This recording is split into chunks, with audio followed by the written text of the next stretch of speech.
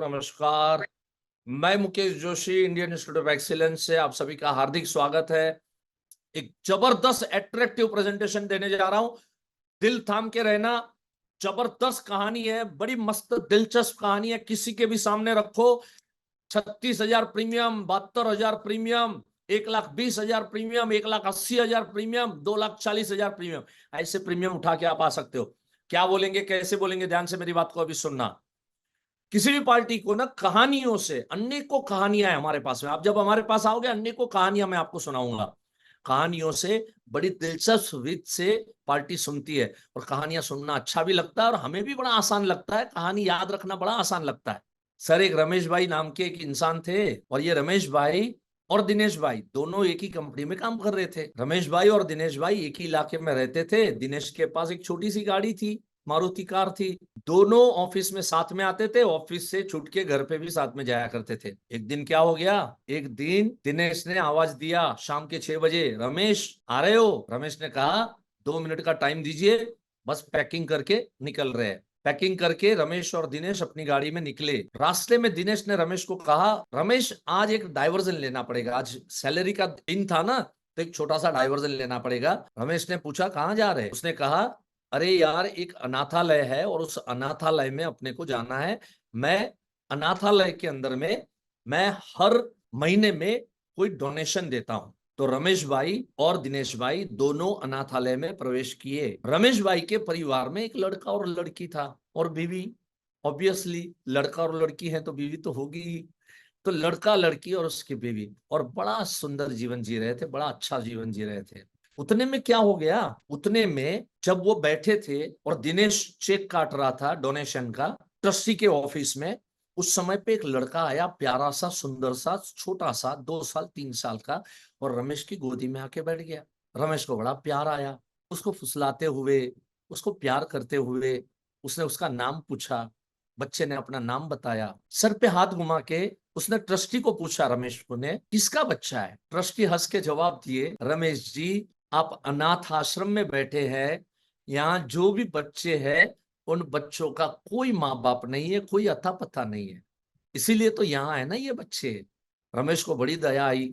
इतना प्यारा बच्चा कैसे कोई छोड़ सकता है? ट्रस्टी ने कहा, रमेश जी, इतना प्यार आ रहा है और बच्चा भी इतना प्यार आपको कर रहा है, कोई ना कोई ऋणानुबंध होंगे आपके और उसके।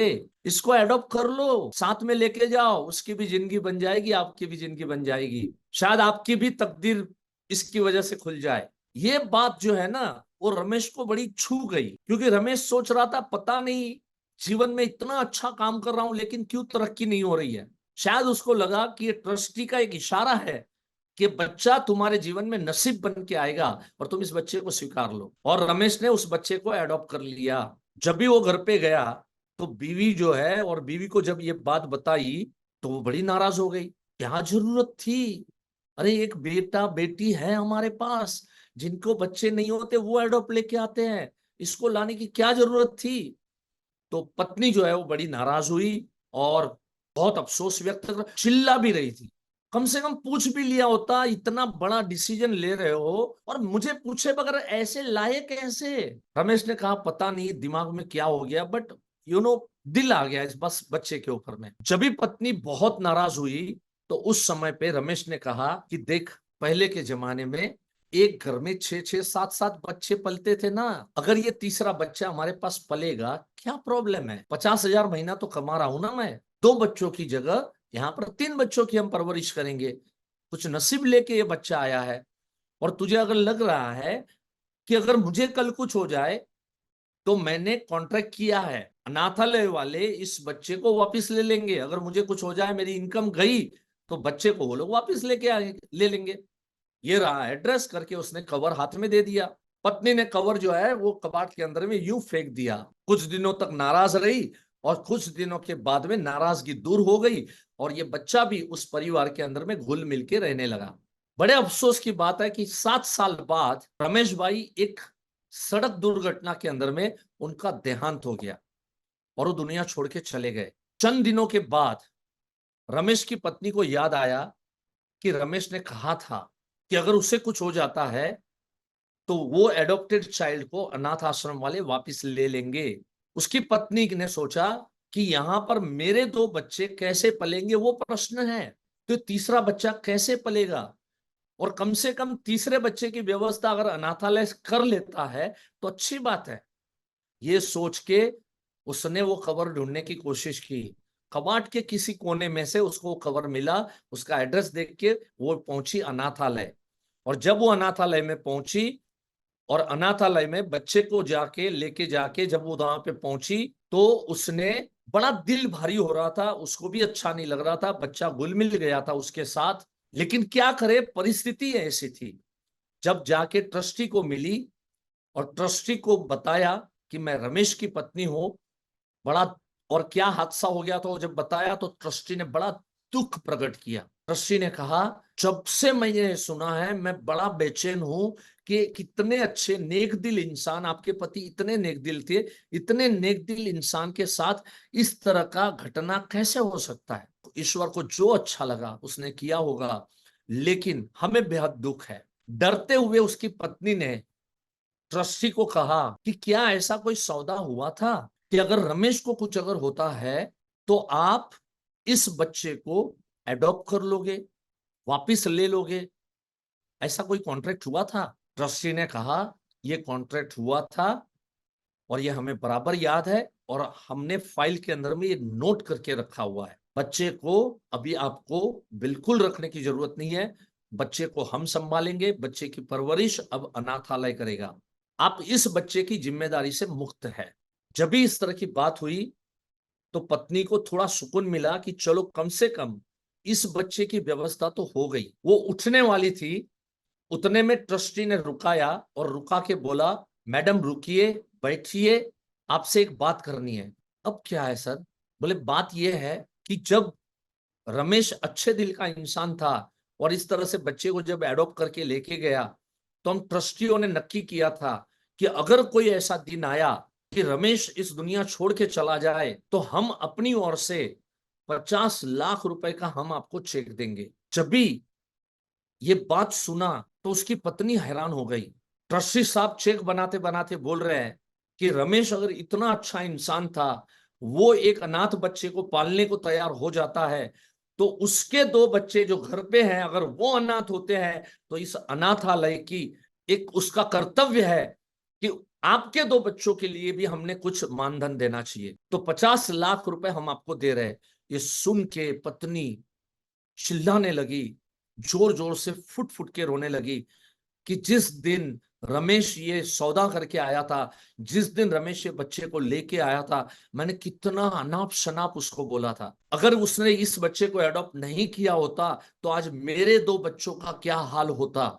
आज ये 50 लाख रुपए मिलेंगे ताकि मेरे बच्चे भी अच्छे से पढ़ाई करेंगे, मेरे बच्चे भी अच्छे से जी सकेंगे, अच्छे से रह पाएंगे। जब भी उसकी पत्नी 50 लाख का चेक लेके जब उठ रही थी तो उस समय पे ट्रस्टी ने कहा कि मैडम रुकिए, आपके मन में कहीं ये प्रश्न न उठना चाहिए कि चलो ये तो रमेश को कुछ हो गया तो 50 लाख रुपए ट्रस्ट ने दिया, अगर रमेश ने बच्चे को पाल पोस के बड़ा किया होता तो क्या होता। तो हम लोगों ने वो भी सोच के रखा था कि अगर बच्चा 25 साल का हो जाएगा तो ट्रस्ट की तरफ से हम तुम्हें 1 करोड़ रुपया हम तुम्हें देने वाले थे। तो ये भी हमारे एग्रीमेंट के अंदर में ये फैसला हुआ था कि हम उसको 1 करोड़ रुपए आपको मिलता। तो कहीं आपको ये ना लगे कि रमेश गया तो ही ट्रस्ट ने पैसा दिया, इसलिए हम आपको बता रहे हैं। दोस्तों, इतनी कहानी किसी को भी सुनाओ और फिर उसको पूछो, सर सच बताना, रमेश जी ने जो एग्रीमेंट किया था वो एग्रीमेंट अच्छा था या बुरा था। आज सोचो अगर रमेश ने वो एग्रीमेंट नहीं किया होता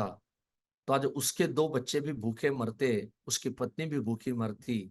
आज 50 लाख रुपए आने की वजह से आज उसकी पत्नी और उसके दोनों बच्चे सुकून की लाइफ जी सकेंगे। और 25 साल का बच्चा होता तो 1 करोड़ रुपया अनाथालय देता। सर ये कहानी किसी रमेश की नहीं है, ये कहानी किसी अनाथालय की नहीं है। आज यही कार्य करने के लिए मैं आपके सामने यहाँ पर उपस्थित हुआ हूँ।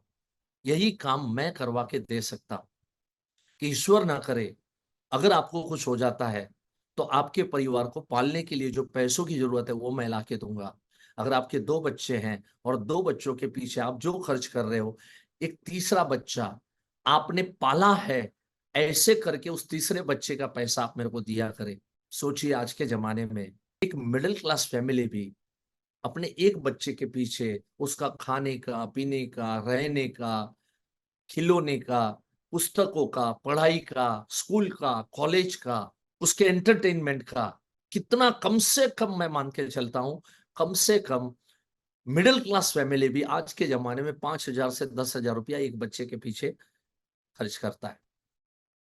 ये मान के चलो ना सर कि आपका जो छोटा बेटा है उस समय ट्विंस हुआ, बस ये जुड़वा बच्चे को आप मुझे दे दो, मैं संभालूंगा, उसके खाली आपको पैसे देने हैं।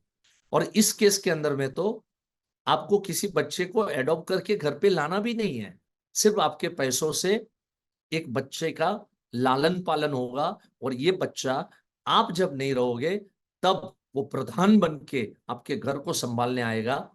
और अगर कुछ ना हुआ तो वो बच्चा आपके बुढ़ापे की लाठी बनेगा। सर आपके घर पे पले हुए 2 बच्चे आपका लालन पालन करे न करे इसकी कोई गारंटी नहीं है, लेकिन आपके पैसों से पला हुआ मेरे घर पे जो बच्चा है वो बच्चा आपके बुढ़ापे की लाठी बनेगा, इसकी मैं लिखित गारंटी देने को तैयार हूं। सच बोलो, अगर इस कदर हमने बातें की, अच्छी पॉलिसी, बड़ा प्रीमियम हम लोग बेच के आ सकते हैं या नहीं आ सकते? इजीली हम लोग 36,000 का प्रीमियम का एवरेज हम लोग निकाले तो जो मैंने 4 लाख कमाने की बात की थी वो शायद 6 लाख, 3 लाख, 5 लाख भी कमाया जा सकता है। तो ऐसे ऐसे अनेकों कॉन्सेप्ट है, अनेकों बातें हैं। अगर आपको ऐसी बातें अच्छी लगती है, कोई बड़ा इन्वेस्टमेंट नहीं है, 590 रुपए में मेरी एक बुक आती है जो ऑडियो वीडियो वर्जन है, जिसके अंदर मैंने इसी तरह से कहानियां बताई। ये जो कहानी है वो उसी की एक कहानी मैंने यहाँ पर आपके बीच में रखी है। जिसको भी ये पेमेंट की लिंक चाहिए, ये भी लिंक जो है आप मांग सकते हैं। यहाँ पे नंबर्स, मेरे हर एक वीडियो में नीचे नंबर्स है, किसी को भी कॉल करो और आप ये जो भी चीजें आपको चाहिए वो प्राप्त करवा सकते हो। देखिए, कुछ पाने के लिए कुछ खोना नहीं बल्कि बहुत कुछ बोना पड़ता है। और अब लास्ट स्लाइड है, 3-4 मिनट में एक्स्ट्रा लूंगा, बहुत ही पावरफुल स्लाइड है। उसके पहले एक हम लोगों ने बहुत सुंदर एप्लीकेशन बनाया है, ऐसे ही कॉन्सेप्चुअल सेलिंग का ये एप्लीकेशन है, खाली 2,000 रुपए में आज उपलब्ध होता है। आईओई थिंक टैंक, पहले इसको जाओ, इसको डाउनलोड मारो। आप गूगल प्ले स्टोर पे जाओगे, आईओई थिंक टैंक लिखोगे, डाउनलोड मार के रखो। वहीं पर भी अगर उसके बाद में सारा चेक करो, फ्लायर्स देखो, बहुत सारा मॉड्यूल्स है उसके अंदर में। पेड वर्जन आपको चाहिए तो उसी लिंक में से आपको पेमेंट की लिंक मिलेगी, वहां 2,000 खाली पे करो और आप इसको आईओई थिंक टैंक को रजिस्टर्ड कर सकते हैं। चलो क्लोजिंग की बात करेंगे, लास्ट 2-3 मिनट में सिर्फ लूंगा कि मार्च के क्लोजिंग में क्या करो। Don't explain for long time, बहुत लंबे टाइम तक मत समझाओ। जो मैंने कॉन्सेप्ट यहां पर दिया ना, सिंपल इतनी बात करो, अच्छा लगे क्लोज करो, उठ जाओ। सो लंबा टाइम मत लो, मैक्सिमम 25 से 30 मिनट, इससे ज्यादा समय बर्बाद मत करो। Don't argue on his objection, फिलहाल ये राइट टाइम नहीं है। कोई अगर लंबा चौड़ा आर्ग्यूमेंट करे ना, अरे यार ऐसे बच्चे तो मैं ये पालूंगा ना, ये करूंगा ना, वो कर, पार्टी को बोलने का सर एक काम करूंगा, मैं अप्रैल में आता हूं। अप्रैल में आपको भी फुर्सत होगी, मेरे को भी बहुत फुर्सत होगी, अब भी नहीं। मार्च में ज्यादा बहसबाजी करने की नहीं, ज्यादा पार्टी को पकड़ो। Behave that you are very busy, बहुत आप बिजी हो, व्यस्त हो, ऐसा हमेशा दिखावा करो। Don't hesitate to ask for cheque और कैश, चेक और कैश मांगने के लिए कभी भी हेजिटेट होने का नहीं है। एंड अगेन आपको याद कराता हूं, 3 पावरफुल सेशन का लिंक इधर ही मिल जाएगा, इधर डिस्क्रिप्शन बॉक्स होता है, वहां पर जाओ, डिस्क्रिप्शन बॉक्स के ऊपर में क्लिक करो, वहां पर डिस्क्रिप्शन के अंदर में लिंक मिलेगी, वहां जाओ, सिंपल है, पेमेंट कर दो, हो गया आपका काम। तो दोस्तों आशा करता हूं आपने मेरे को सुना। मुझे ये नहीं पता आपको कितनी मजा आई, बट मुझे बड़ी मजा आई। और आप लोगों की मैं इंतजार करूंगा 9, 10 और 11 तारीख को, मार्च को। तब तक ये जो सीखा वो सब इंप्लीमेंट करो और मेरे सामने आके बैठ जाओ। Right, thank you so much, have a nice time, God bless you, love you all. और हर सोमवार को मेरी वीडियो जरूर देखो, अलग अलग सब्जेक्ट लेके आपके बीच में उपस्थित होता हूं, बड़ा अच्छा लगता है। Thank you so much.